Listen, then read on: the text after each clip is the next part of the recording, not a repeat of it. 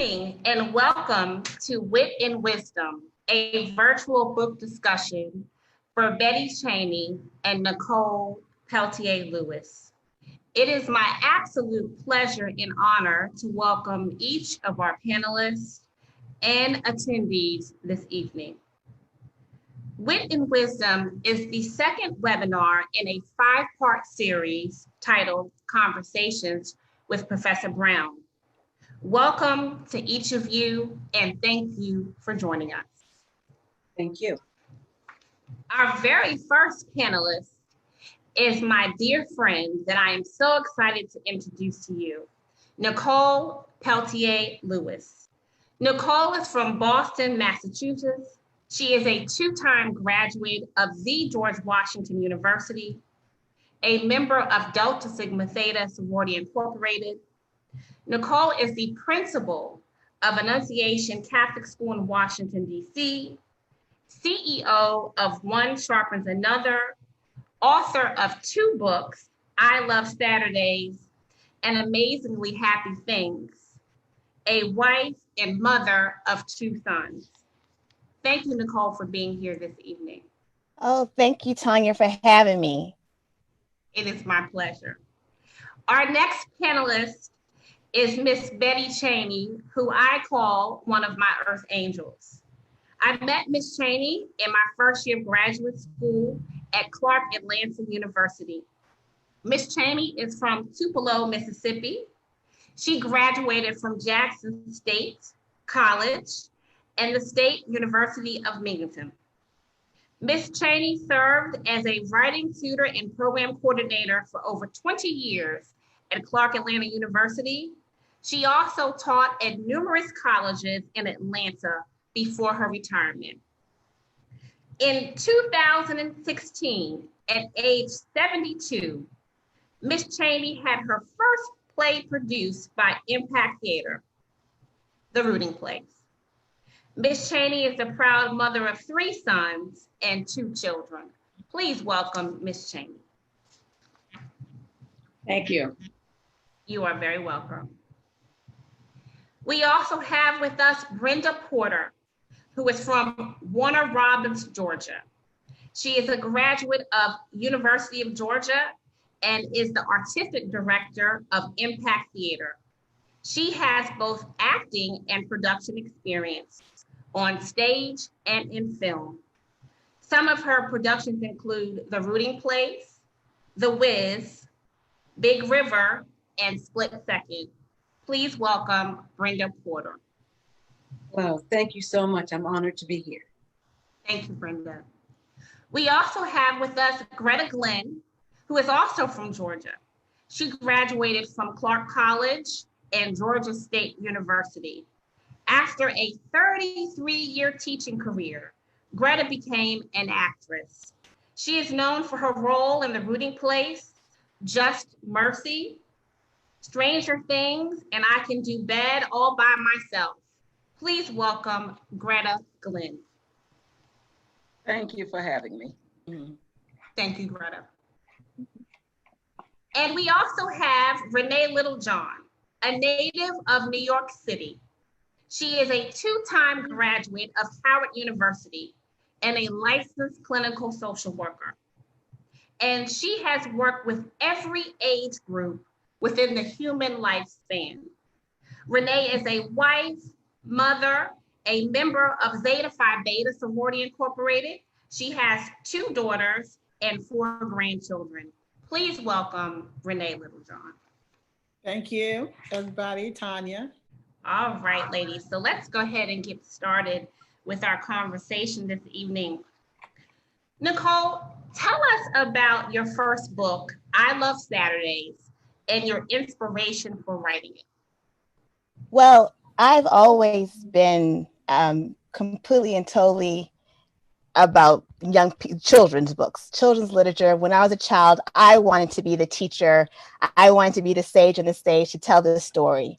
And so in my years as an educator, I did just that. I'd write stories all the time for my students. As an undergrad, I wanted to make sure that there was an opportunity for Black literature and Black media to to be able to be seen by girls like me. And so when growing up, that was something that was very important to me. And so I continued to do that as a teacher. And when I taught summer camp, or when I worked as an intern at different networks, I would try to plug, can we have a children's network? Can we have a children's network? And throughout my career, that was extremely important to me. And at one point, after I had my last son, I found myself at a stay-at-home mom, not by choice at the time. I had an illness. And I was like, oh, I can't tell stories. And so at that time, I started to pen stories for them all the time. Those poor little boys had to listen to my stories every day. So if it was about practicing patience, then we'd have a story about practicing patience. It was about creating a family adventure. We'd have to write a book about a family adventure. And so as they got older, I realized, hey, you know what? I am not going to have a little girl. So all the little boy stories became little girl stories. And that's how Sienna was birthed. And that's my daughter in print, as I like to say. But truly, it's because I've always thought it was very important for young people to be represented, and that we always have a story to tell. And that's how I Love Saturdays came about. Thank you so much, Nicole. And what is different about your second book, Amazingly Happy Things? Well, I Love Saturdays is about the little girl named Sienna, and she's creating this family adventure list. So it's really about, hey, I love spending time with my mom at the park and at the zoo. And what can we get into this Saturday? And it was really about having families be intentional about what we do with our children, and having the children be the driving force in meaningful exposure. Mm-hmm. But the difference is with Amazingly Happy Things, it really goes back to Sienna saying, you know what? I love my guinea pig that my grandmother gave me. And I love the purple dress I wore at my birthday party. I'm grateful for that. I love the lollipop at the county fair. It looks like the moon that I'm looking at right now. It was so good, and it was so delicious. And so what we're trying to do in that book is taking her from, let's do this, let's do it. I want to be active. I want to keep busy. What can we do, Mom? To having her become reflective and learn at a young age to be thankful and to be grateful. And so Amazing Happy Things is about being grateful for the little things. And I think that's the difference. It's amazing. I Love Saturdays is about what are we going to do? And then Amazing Happy Things is about learning to be present and grateful in the moment, and teaching that as a social emotional skill for little ones. And Nicole, that's so important, especially considering the challenges that America's going through right now with the COVID-19 pandemic and all of the social unrest. It's so easy to get caught up in the hardships and to not remember the things that we should be grateful for. So we thank you for this reminder to really embrace gratitude daily. Now, Nicole, now that you are a principal of Annunciation Catholic School in Washington, D.C., how do you envision literacy in the traditional and remote classroom for your students? Well, my concept of literacy is that literacy is liberation. In literacy, there's empowerment. Cicero talked about a literate race, that people had to be literate in order to be equipped to be able to live in a democratic nation, to be able to discern fake news from the truth, right? So the idea that literacy is truly the way that you empower young people. It allows them to see beyond their four walls, beyond their neighborhood. I was just reading something about reading Rainbow the other day, and just how many people, including myself, were able to experience the world in a completely different way through that show, but also just through literature. My mom would take us to the library, and I'd pick up a Folder's tourist guide and read about all the places in the world that I wanted to visit when I got older. So we know that literacy is the tool for empowerment. So as a principal, that is the driving force of what I do with my students. In order for them to reach their full potential, they must be literate and they must have access. So I have an amazing team of educators that worked in tandem with me to ensure that our young people are equipped so that they'll be ready for high school and beyond. And so it is in the forefront of my school this year. We've added 3 or 4 different software tools to ensure the accessibility of all literature for our students. And as you're looking at the pandemic, of course, the fact that we've had to go remote, still, at the same time, using the tool of literacy, you then just can still allow students to be able to go anywhere and know that they can do anything. And so we taught 100% live instruction at my school for our grades 3rd through 8th grade every day. And they had to unpack the literature. They had to unpack the stories. They had to unpack the nonfiction text to know who they are in the world. And we continue to build that daily. And as we're planning for them for next school year, we were the first school approved for 100% online program through the Archdiocese of Washington. And so we just had a conversation today with a software company to ensure that accessibility for those who have a difficult time reading and assessing the text. So, truly literacy is liberation. And so we make sure that that's at the forefront of what we do at Annunciation. And that's been a part of my life's work. Thank you. And literacy is liberation leads us to the question for Renee. Renee, thank you for joining us this evening. Thank July, you're welcome. July is National Minority Mental Health Month. Can you explain the emotional and social benefits of African-American children seeing positive images of themselves in literature? I believe that children, when they see images of people, whether they're African-American or Black or Chinese or whatever color they are, that children will begin to understand how important it is to belong. And what my 9-year-old granddaughter, and she was the benefit of one of your books, Nicole, when you read to her the I Love Saturday book, she was the winner that night for the book. Oh, excellent. Because so she was really interested in having that book. She is a person that I really look to understand more about children, because when I asked her about, she is biracial, her father's from Ireland, and when I asked her about what she liked to read, she told me she likes to read the book about, it's some silly character, cartoon character. But children's imagination runs really everywhere with regards to reading. And so I think the imagination part of reading any book that appeals to children is going to be a great benefit. My 4-year-old grandson likes to read about robots and transformers. So it's important to gauge what they are into and what they enjoy when they're reading. And it can be about any subject. So it sounds like you use that same model when you are interacting with your clients or your students and with your family, which is awesome.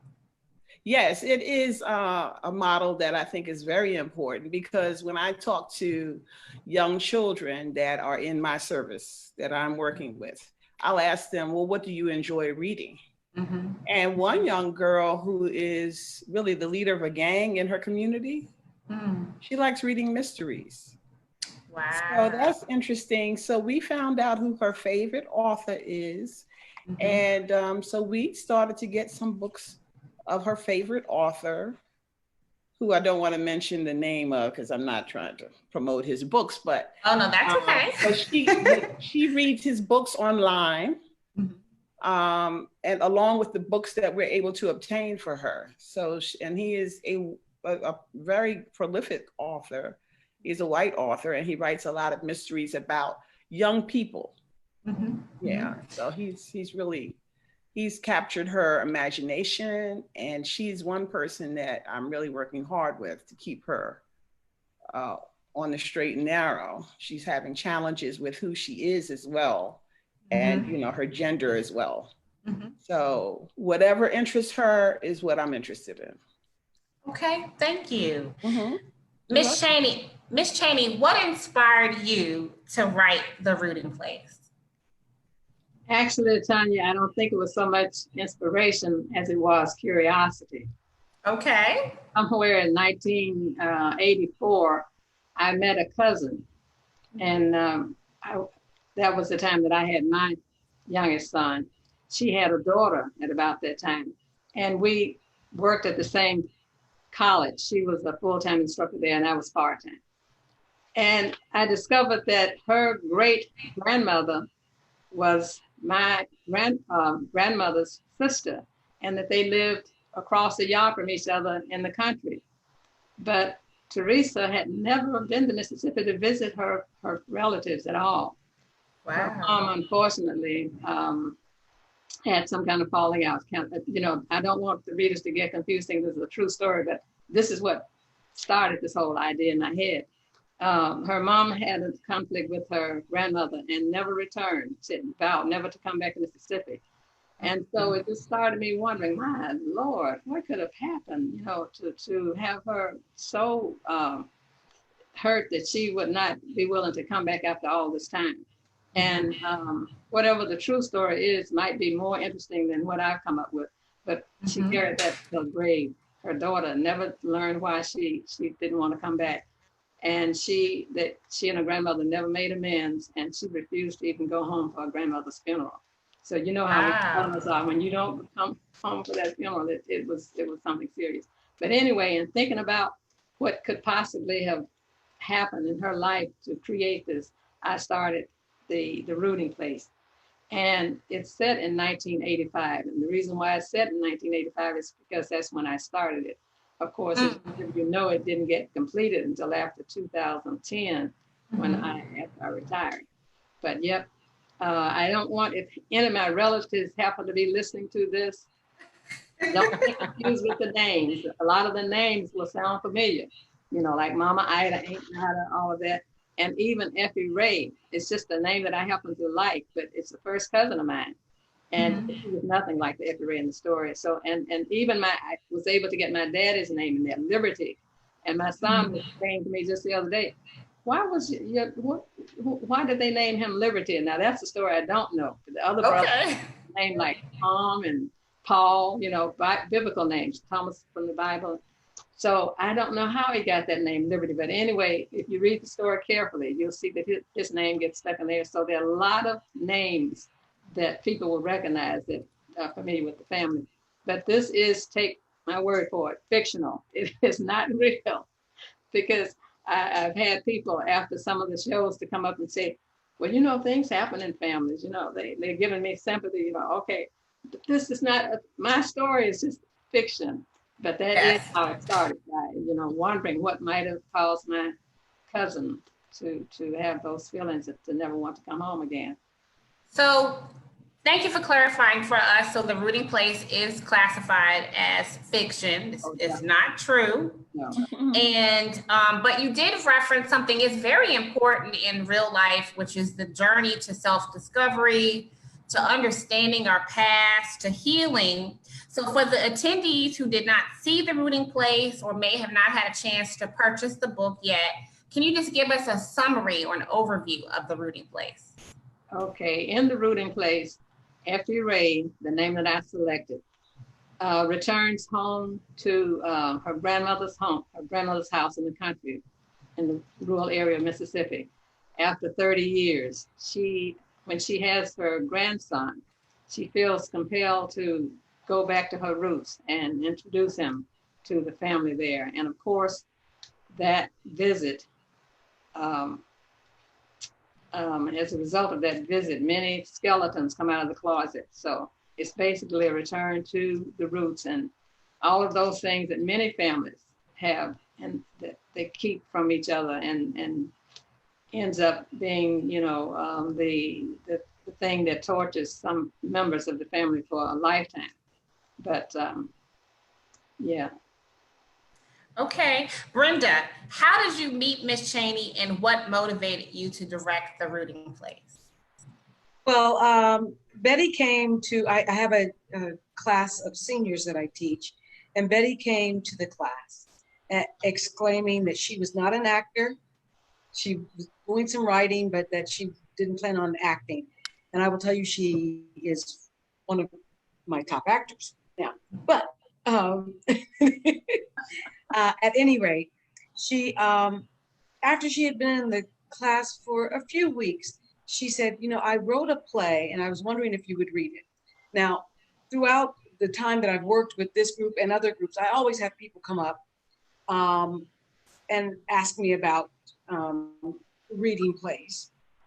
And many times people who are 70, who just started writing, will give me something and it's not in the correct format. It doesn't carry an arc. The story is not complete. And so I expected that to be the case. But I read it and I was pleasantly surprised. I was like, wow, there's a story here. There's something here. So I asked her, what do you want to do with it? Now that I've read it, you know, it's a pretty good, decent piece. What do you want to do with it? She said, I don't know, maybe have a reading or something.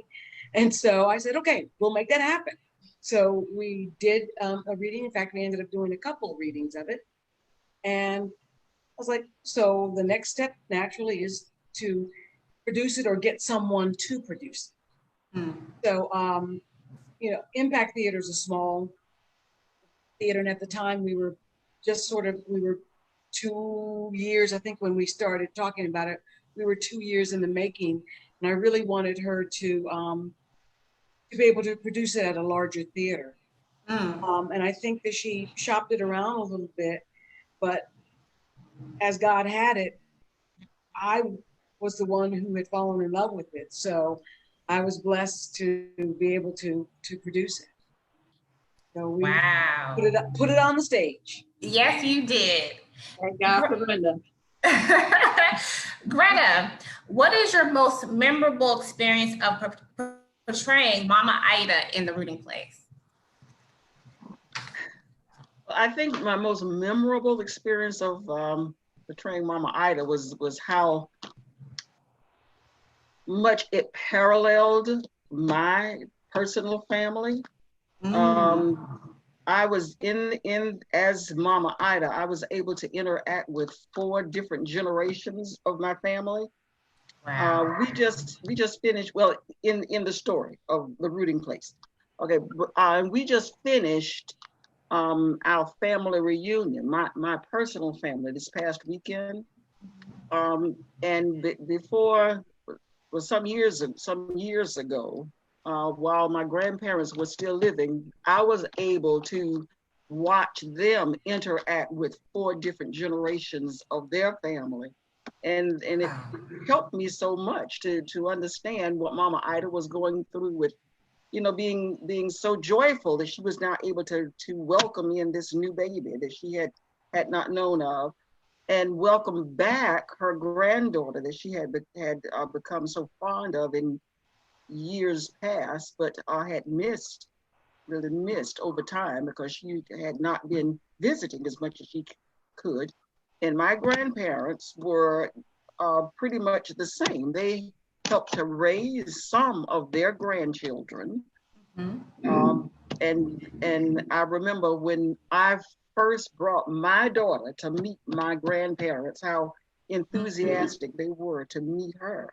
So Mama Ida was very much the same as very much a parallel to my family, and that was very, very memorable to me. Plus, I met a whole lot of young actors and actresses in that I'm still friends with today, which was lasting memories. That is beautiful. Renee, the journey of producing the Rooting Place resulted in the development of a community extended family with Greta as reference for the playwright, Miss Chaney, for Brenda and Greta and many others. How can we draw strength from our village, our community during such difficult times, such as living through a pandemic and social unrest? Well, I have been quite amazed at the resources that some of my clients are using to bring together family. One thing that was done recently is spoken word.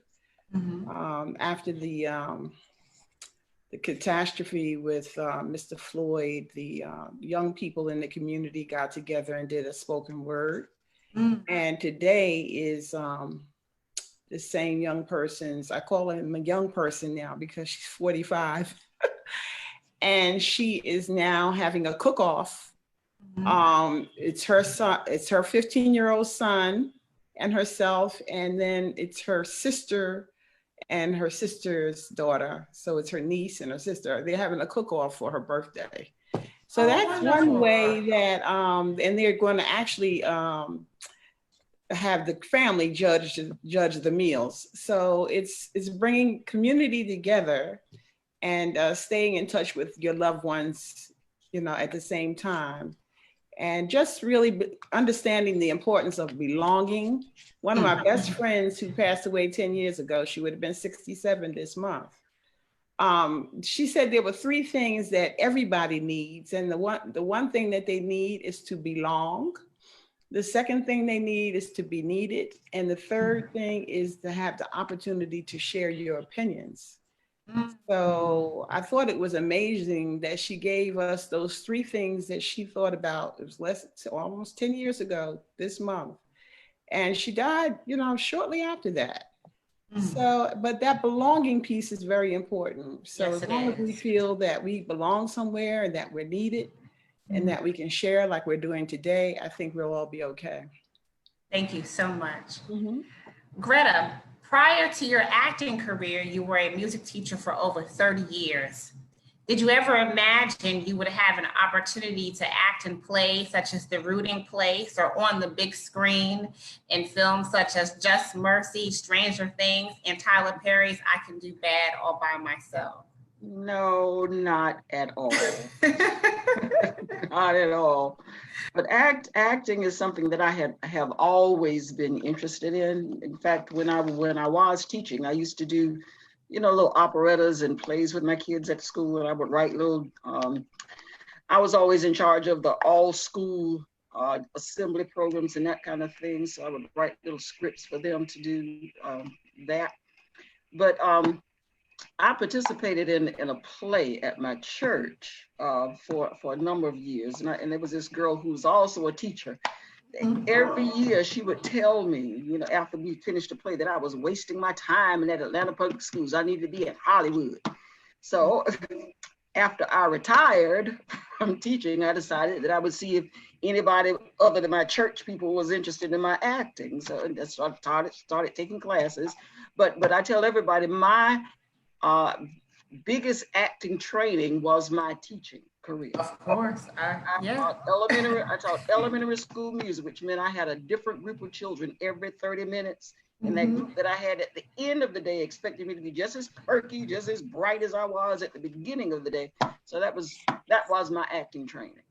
Oh, yes. And Nicole, I see you smiling and you can relate to what, as a principal, you can relate to what Greta is saying. What did you want to add, Nicole? No, absolutely. I think that education is the bed of every good occupation because you do a little bit of everything. Yeah. So I definitely see that. Everything falls back to a teacher. You can't do anything if you didn't have a teacher first, right? That's right. That is true.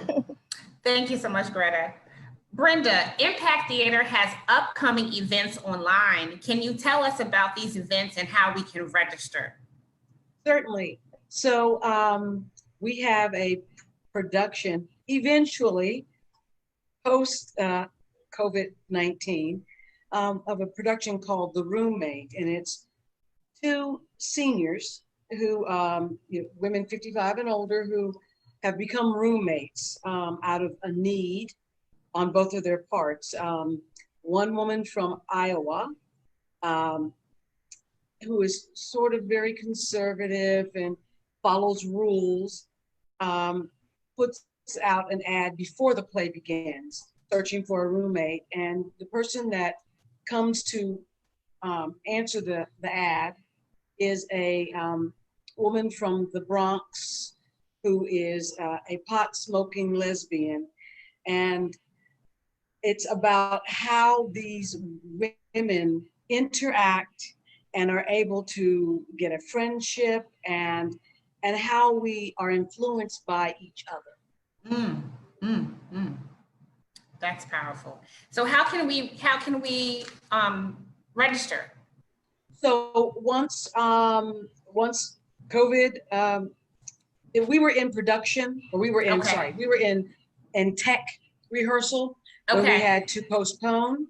Okay. And so as soon as we find the time that we are going to come back or postponed it rather than canceled it, it will be on our website and on our Facebook page, and we will send out emails and MailChimps. So just Yes. please be on the lookout and come join us at impacttheateratlanta.org. Check in anytime.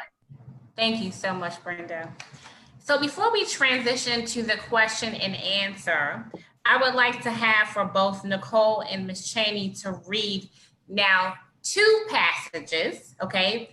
And so, Nicole, I'm going to have you start by reading a passage from I Love Saturdays, Okay. and then Amazingly Happy Things, and then we'll transition to Ms. Chaney, who will read 2 passages from The Rooting Place.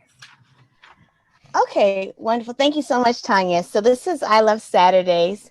It was published in 2015. So it's I've had it for a while, and I've been able to read it all over the country, and it was a real treat. So I'm going to read the first page 4 of I Love Saturdays.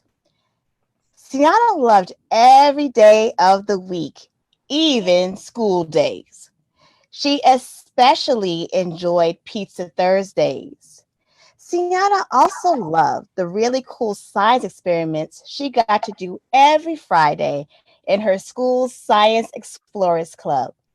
However, she loved one day of the week the absolute most. One morning, Sienna woke up with a huge smile on her face and thought to herself, Monday's gone, check. Tuesday's done.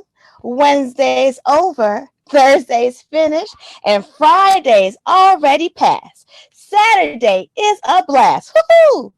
I love Saturdays. I love Saturdays. I love Saturdays. She would start to hum. Thank you, Nicole. Okay, and oops.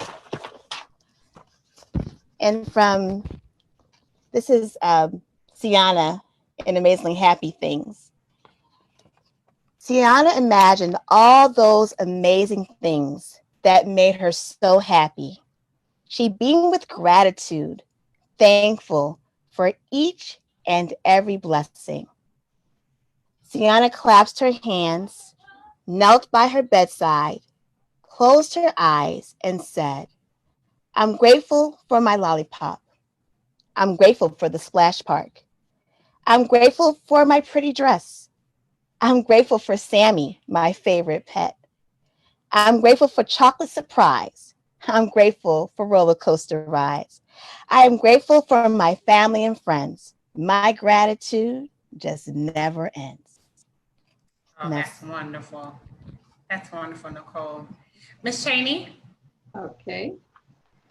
All right. And you have to tell us our page number because I have the book. All righty. The first passage comes from page 49. Okay. And I'll have to do a little bit of explaining because it's not just one person speaking here. Okay. We have Buddy Red speaking first, who's a family friend. And when you read the book, you'll find he's more than that. There's a very nice little love story that I especially like. Excuse me for saying it, but there's a love story in there. But anyway, Buddy is a neighbor. And we have Mama Ida, and Simone is Effie Ray's daughter. This is who she's bringing to Mississippi for the first time to meet the rest of the family. So Buddy to Simone, look at her. She's mean when she gets mad, but she's still my favorite girl. Mama Ida, well, you ain't my favorite boy scaring this child. Buddy, who are you fooling, Miss Ida? You know you love me. To Simone, I wanted to marry her, But by the time I got old enough, she'd already been married 4 times and said that was enough. Simone, I can't tell when he's serious. Were you really married 4 times, great-grandmother? 4 good men's, baby. May they rest in peace. If I didn't keep a husband, that old cracker we sharecrop from would come up in my bed. Your great-granddaddy was my first husband, but my last husband, God bless his soul, was able to take the money the Army give him and buy us our own place. Thank God for Daddy Fletcher. After he died, I didn't marry no more. He had freed me from that old rotten white man, and I just couldn't stand to bury another man. The men around here just don't live long, buddy. Cause they have to work so hard, Miss Ida. Mama Ida, I reckon so. Okay, the other passage is on page 110. You said 81?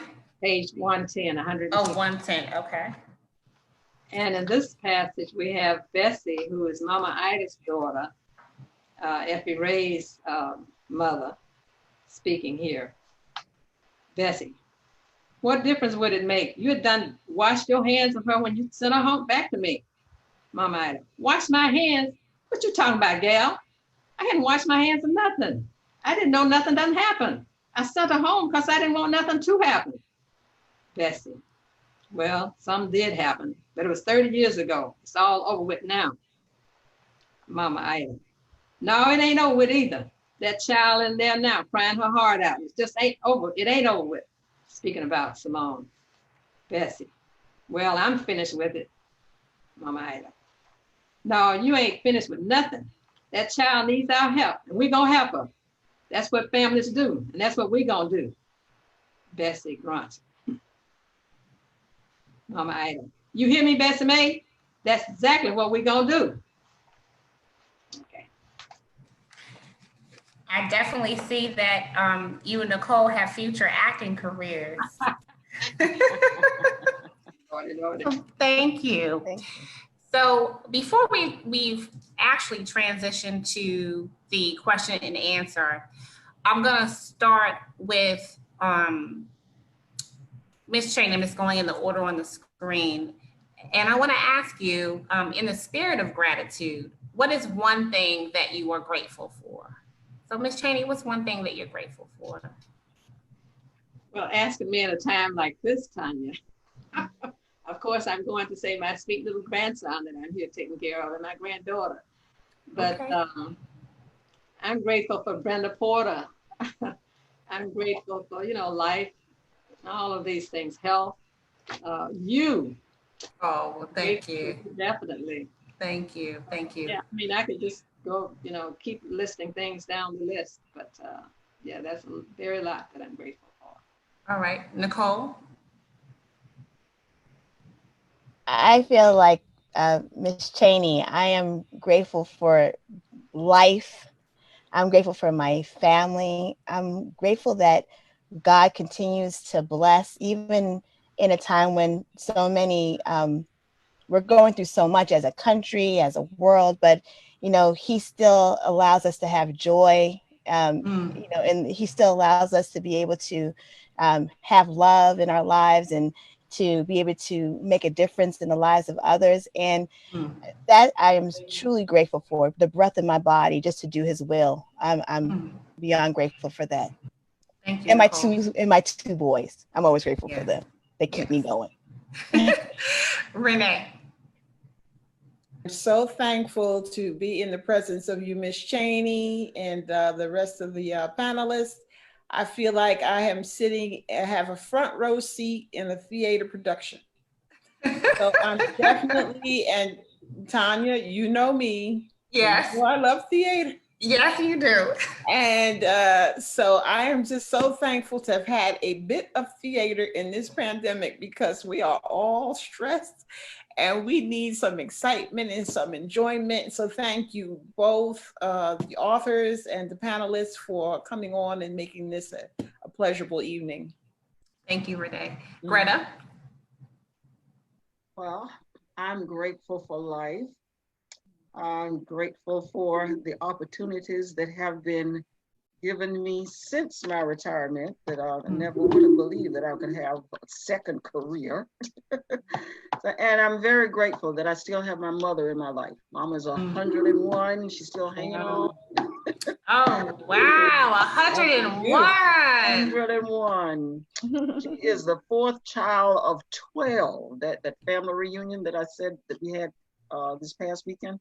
Yep. Wow, that's beautiful. Thank you. Brenda?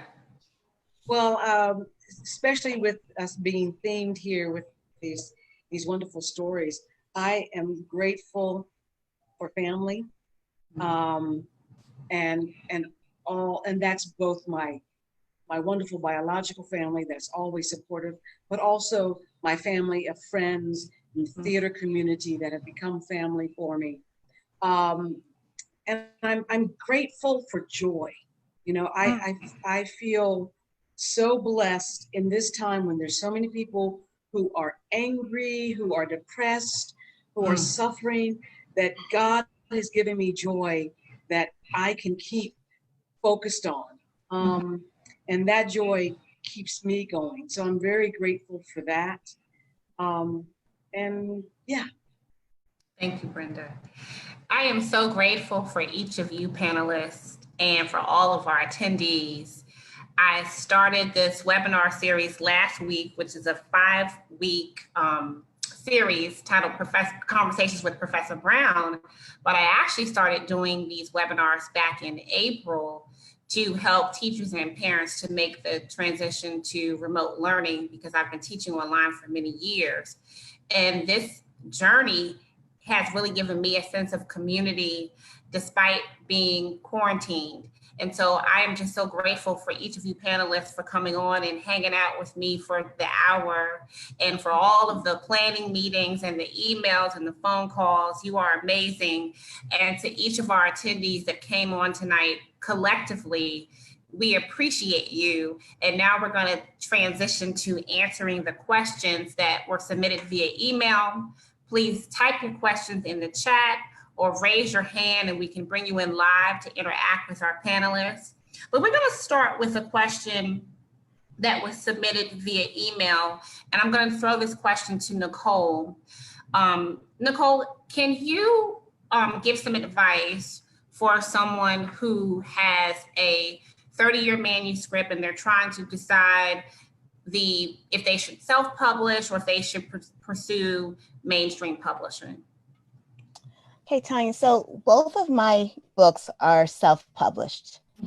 And I went with a group called Zulon Press, which is a Christian publishing company.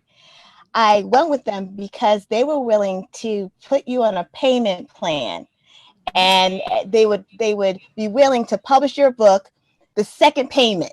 So if the payment plan was for $150 a month, then I was like, well, gosh, by the time I make $300 worth of payments, I have a book on Amazon.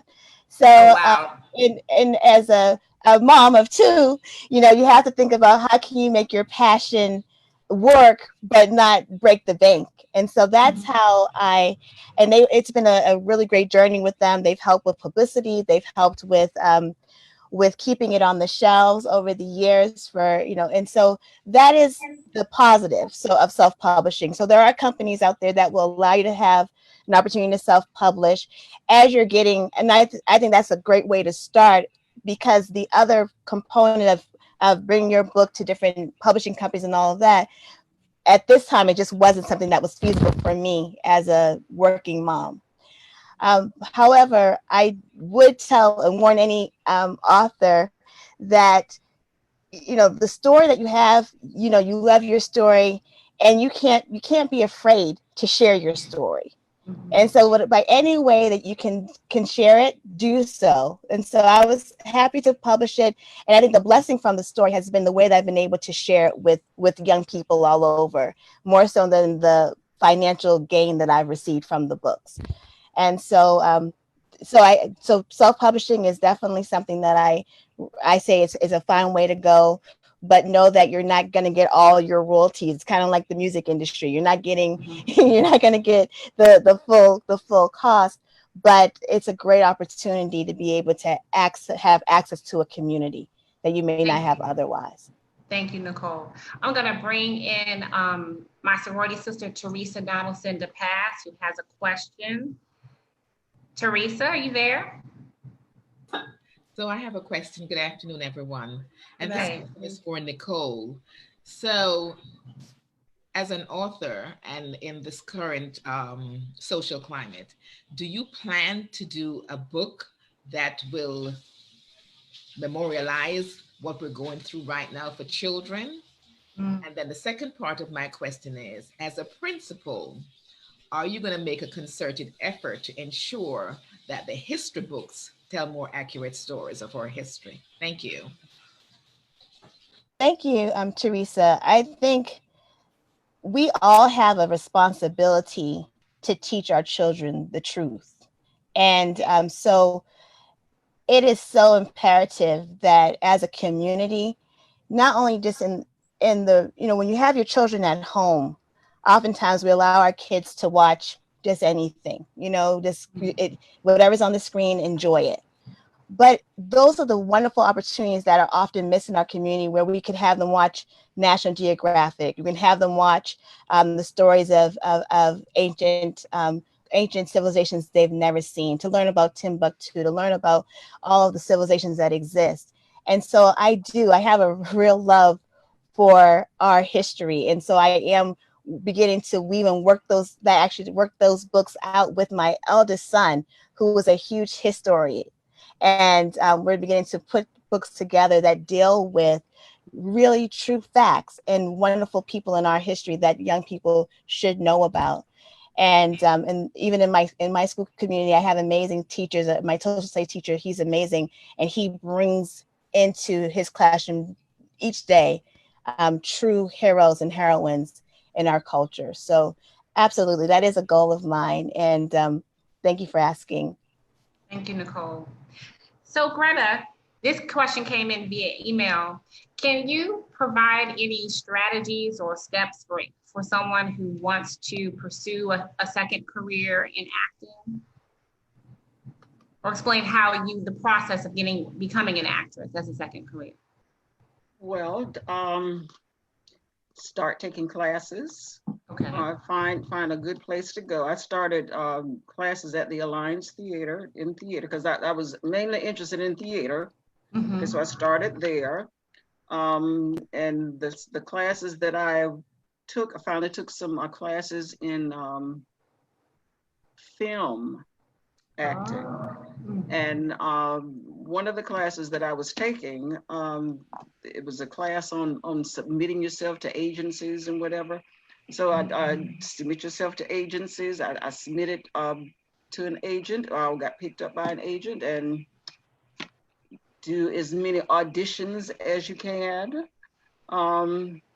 Try to do one thing that I'm really not good at, but try to network as much as you can. Okay. But just go for it. If you have a passion for it, yeah. Especially get trained as much as you can. That's always a first. Yeah. Training is so important. Yeah. Yes. So Ms. Chaney, what advice would you give to an aspiring author or playwright?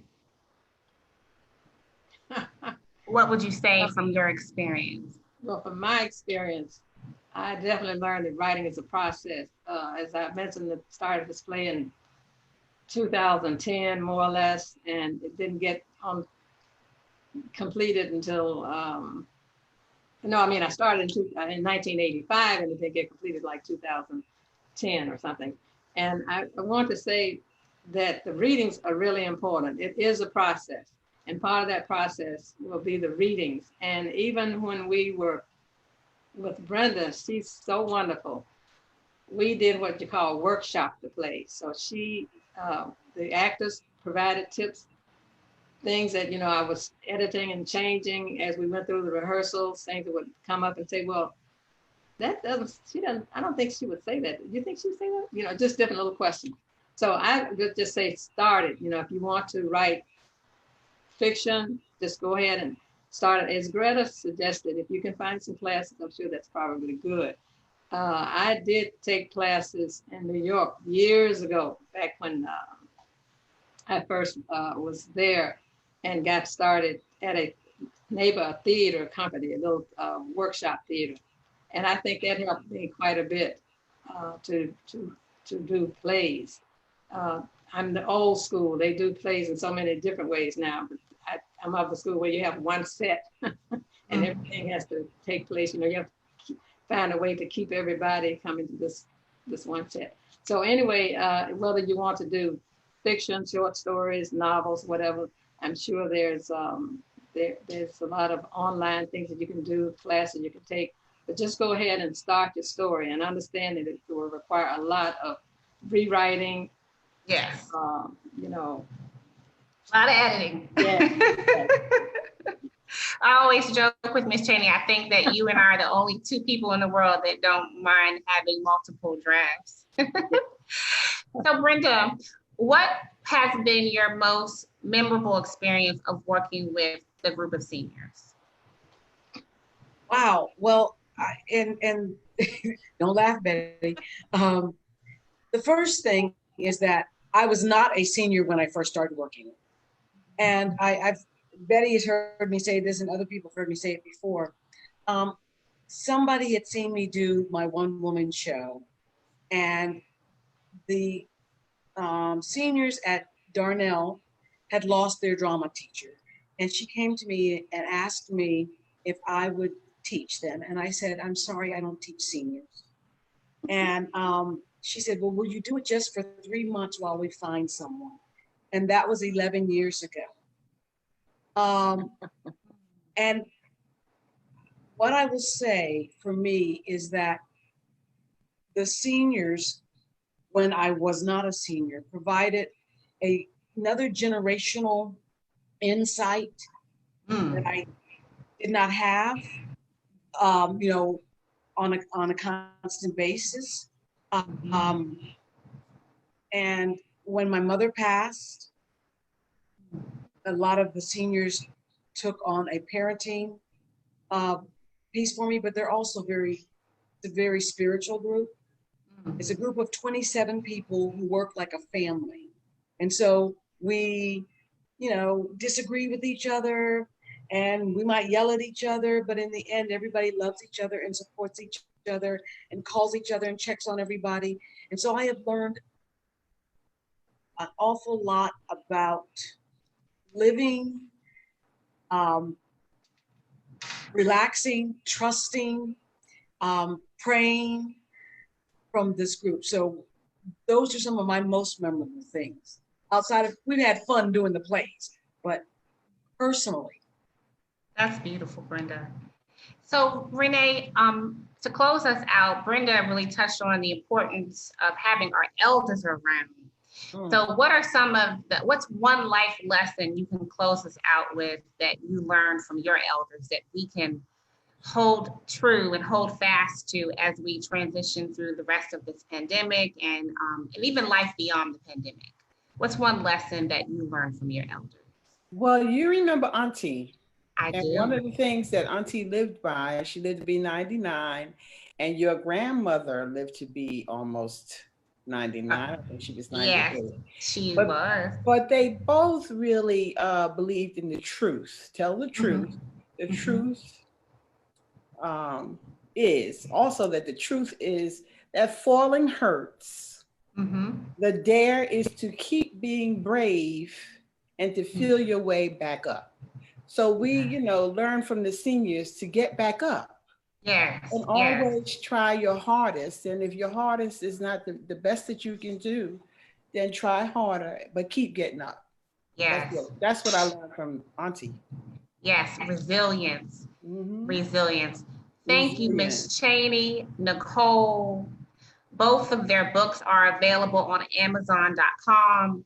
Please also look them up on Facebook. Thank you, Renee. Thank you, Greta. Thank you, Brenda. Thank you, everybody. God bless you all. Stay safe and be well. Have a good night. Thank you for having us, Tanya. Thank you.